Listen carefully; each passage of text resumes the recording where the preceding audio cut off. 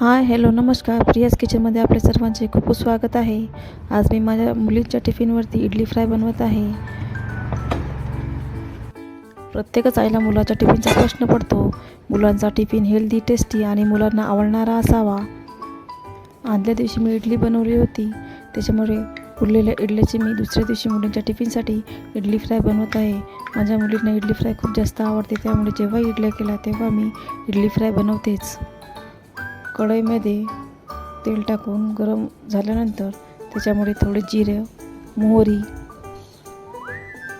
नंतर लाल मिरच्या मस्त होऊ द्यायच्या.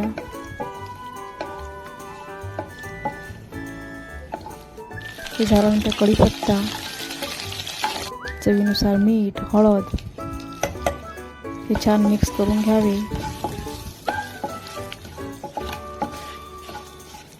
तडका व्यवस्थित झाल्यानंतर त्याच्यामध्ये इडलीचे तुकडे टाकून मिक्स करून घ्यावे. 3 ते 4 मिनिट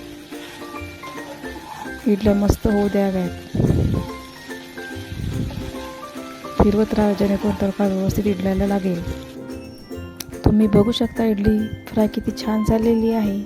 मुलांना तुम्ही सांबार किंवा टोमॅटो सॉससोबत देऊ शकता.